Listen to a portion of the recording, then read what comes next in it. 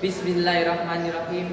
Kitabun anzalnahu ilaikum mubarak liyadabbaru ayatihi wa liyatadzakkaru ulul albab.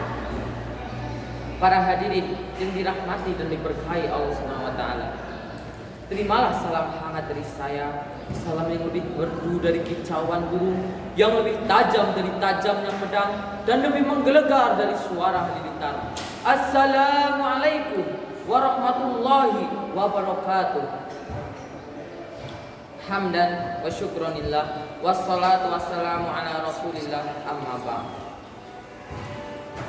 Puji syukur marilah senantiasa kita panjatkan kehadirat Allah Subhanahu wa taala, karena atas segala limpahan nikmat dan inayahnya kita dapat saling menyapa pada waktu yang mulia ini, insya Allah. Sholawat serta salam semoga Allah curahkan pada junjungan kita Nabi Muhammad sallallahu alaihi wasallam beserta keluarga, sahabat, dan para pengikutnya yang setia hingga akhir zaman. Pada kesempatan yang mulia ini, perkenankan saya untuk menyampaikan sebuah khutbah dengan tema Aku dan Al-Quran dalam kehidupan sehari-hari. Rasulullah sallallahu alaihi wasallam merupakan figur yang paling sempurna bagi umat manusia. Diakuinya beliau sebagai manusia paling berpengaruh, bukan hanya diakui oleh orang-orang Islam, tetapi beliau juga diakui oleh orang-orang non-Muslim. Hal ini dapat diketahui dengan dicantumkannya nama Nabi Muhammad SAW di dalam Ruwan Hadrat, yaitu suatu buku karya astrofisikawan Michael H. Hart yang diterbitkan pada tahun 1978. Buku ini memuat 100 tokoh yang ia rasa memiliki pengaruh paling besar, pengaruh paling kuat dalam sejarah umat manusia. Di masa sekarang ini telah terlewati 1443 tahun di dalam tahun Hijriah semenjak hijrah pertama kalinya umat Islam dari Mekah ke Madinah. Terlewati 14 abad dan beliau terus dikenang sebagai manusia paling mulia.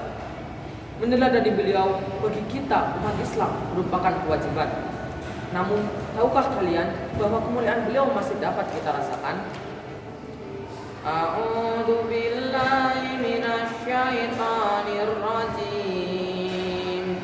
Bismillahirrahmanirrahim. Laqad anzalna ilaikum kitaban fihi dzikrukum afala ta'qilun.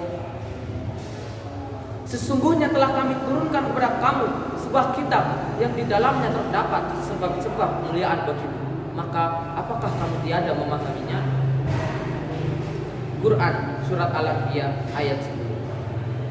Al-Quran adalah mukjizat yang diturunkan kepada Rasulullah SAW. Mukjizat yang bukan hanya dirasakan oleh umat yang hidup bersama beliau saja, namun dirasakan oleh seluruh umat hingga akhir zaman. Al-Quran berisi segala kemuliaan. Siapapun yang menjadikan Al-Quran adalah sebagai pedoman hidup, maka tidak ada yang ia dapatkan kecuali kemuliaan. Hidup mulia di mata Allah Subhanahu wa taala untuk mencari keberkahan dunia dan akhirat menjadi mutlak bagi kita.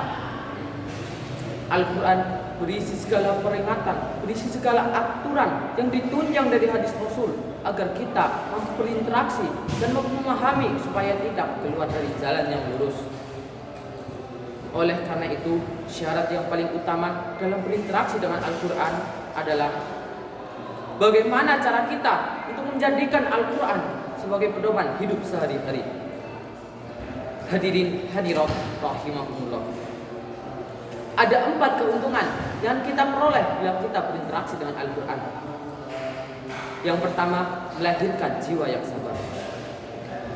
Banyak kisah tentang cobaan berat para pejuang-pejuang Islam. Mereka diintimidasi, disiksa, dipenjara, bahkan dibunuh. Namun kebersamaan mereka dengan Al-Quran membuat mereka menjadi orang-orang yang sangat tabah. Yang kedua, melembutkan hati. Seorang ulama mengatakan, Sesungguhnya hati itu mengkristal sebagaimana mengkristalnya besi, maka lembutkanlah ia dengan Al-Quran. Yang ketiga, mengokohkan hati. Difirmankan, dan semua kisah Rasul-Rasul kami ceritakan kepada kamu Muhammad, supaya dengan kisah itu kami teguhkan hatimu. Quran Surat Hud ayat 120. Yang keempat adalah sebagai nasihat dan obat tatkala hati sedih dan gundah. Allah Subhanahu wa taala berfirman, "Wahai manusia, sesungguhnya telah datang kepada kamu nasihat dari Tuhanmu dan obat bagi ada yang di dalam dada, petunjuk serta rahmat bagi orang-orang yang beriman." Quran Surat Yunus ayat 57. Hidup bersama Al-Quran adalah kenikmatan di antara. Lalu bagaimanakah cara kita berinteraksi dengan Al-Quran? Yaitu dengan menilawahkan, membacanya, mentahsinkan bacaan kita, menjadikan Al-Quran sebagai wirid untuk mengingat dan mendekatkan hati kita kepada Allah Subhanahu wa taala. Kemudian mengikuti, berakhlak dan berhukum, meneguhkan langkah setiap proses-proses kehidupan kita. Yang terakhir, mengajarkan serta mendakwahkan isi-isi dan ajaran-ajaran yang ada di dalamnya. Para hadirin, dari apa yang telah saya sampaikan, rasanya begitu nikmat bila kita mampu memeluk, mendekap, menyimpan dalam hati kita dan memenuhi kehidupan kita dengan Al-Quran. Demikian khutbah yang dapat saya sampaikan. Semoga bermanfaat. Terima kasih atas segala perhatiannya. Mohon maaf atas segala kekurangannya. Marilah kita jemput keberkahan Allah Subhanahu wa taala. Sebelum saya tutup, izinkan saya untuk melantunkan sebuah lagu. Ku putuskan satu impian, aku ingin jadi hafiz Quran. Ku akan bertahan walau sulit melelahkan. Allah beri aku kekuatan.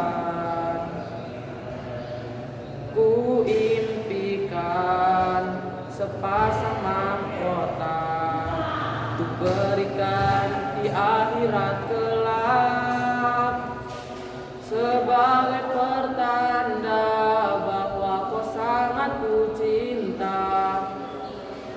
Allah beri aku kekuatan. Ku cinta Umi, ku cinta Abi, berharap doamu selalu dalam hati. Ku cinta Umi, ku cinta Abi, berharap bersama di surganya nanti.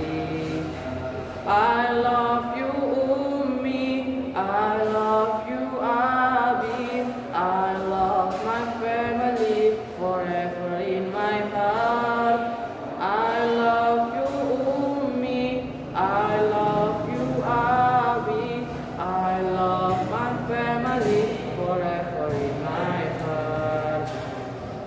Billahi taufiq wal hidayah, waridho wal inayah. Wassalamualaikum warahmatullahi wabarakatuh.